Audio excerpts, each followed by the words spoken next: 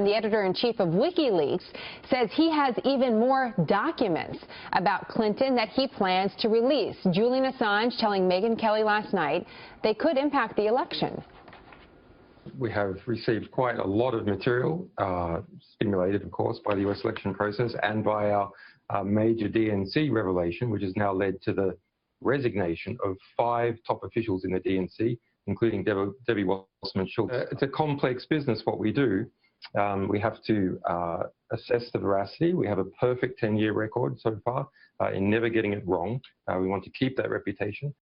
Chris Wallace is anchor of Fox News Sunday. So, few hints from Julian Assange, Chris. And as we look back over the last several months, there's been a few different stories about emails, a few different stories about the Clinton Foundation. What do you think is the impact of either the Foundation story of this week or perhaps potential email leaks or document leaks from Julian Assange?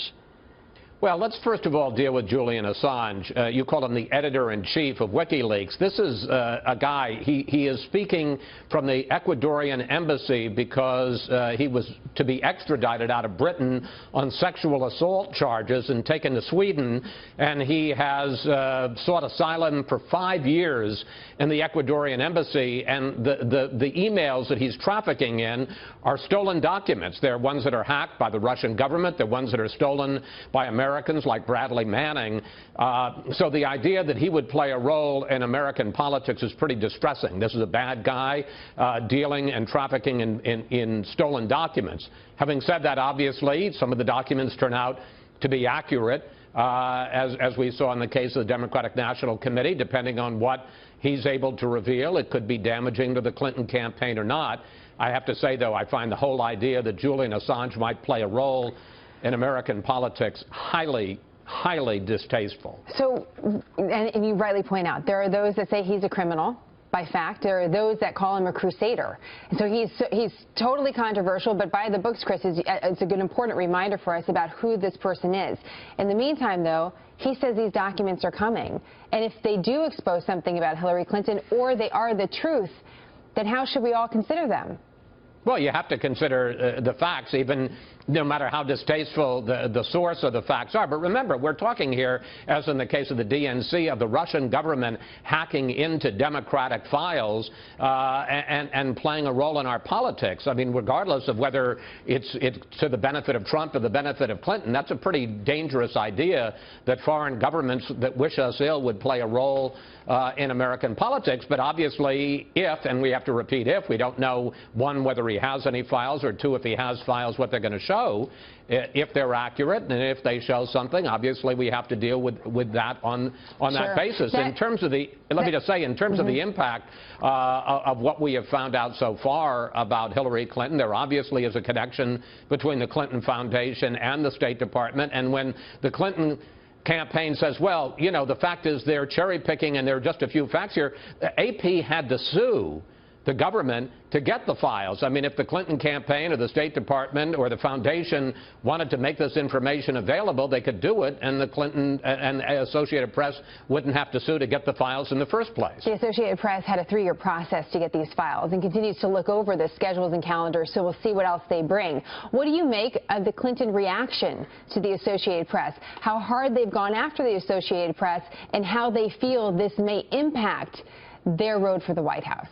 Well, obviously they're hurt by it, and the fact that Hillary Clinton, who was on this fundraising tour, has not been at rallies, has not been taking questions from reporters at press conferences or even individual questions by individual interviews. The fact that she felt the need to call in to Anderson Cooper last night to speak to this is an indication that they feel that it is having some impact and damaging her.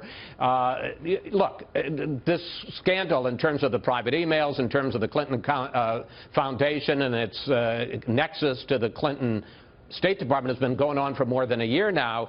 There's a legitimate question how much impact it's going to have on the campaign. Obviously, if people are concerned, one would think they'd already be concerned if they were Clinton supporters. Maybe they aren't that concerned about it, but it's not good stuff to have coming out that 50% plus of the private, non-governmental, non-foreign people that she met with had some connection to the foundation. That's not a positive, and seems to indicate there is some connection between giving money to the foundation, not necessarily and getting government action, we haven't found that. But in terms of access, in terms of being able to meet or talk with the Secretary of State, and that's obviously something most people don't have the opportunity to do. One of the other stories we reported to our viewers this week has been about the focus on the battleground states, states like Pennsylvania and Florida and Ohio. And Chris, when you're taking a look at this story to see whether it impacts, are you personally taking a look at these battleground states and seeing how it plays? Is that really where it matters, where whether or not this is a big deal could potentially impact the results? Oh, absolutely. I mean, there are about 30 states that are either reliably red or reliably blue, and in effect have kind of been already allotted to one side or the other. So the key is, and there's a slightly greater number of swing states this time because, frankly, Donald Trump is having to defend some states that are usually reliably red, like Georgia, like Utah, like Arizona, and having to defend some states that usually are reliably Republican and that Clinton is competitive in. But sure, this race is going to be decided, as it always is, in about 10, 15, 20 states at the most. And when you see, as John Roberts just reported, maybe things tightening a little bit in Florida, within the margin of error in North Carolina, that indicates, and it's only been a week now that Trump has maintained this discipline, but it seems to be working to his advantage. And one of the questions that I'm sure a lot of Republicans are asking is, why didn't he start this sooner? Because it obviously is better for him to be targeting her and not targeting the Gold Star families or top Republican officials like Paul Ryan and Mitch McConnell. It'll be interesting to see as some of the polls potentially move in the next week or so. That's what we'll be watching for the impact. Chris, thank you very much. I know you got a big show coming up. Chris is going to speak with Libertarian presidential nominee Gary Johnson. That will be on Fox News Sunday. Check your local listings for the time it will air in your area. We'll watch for that.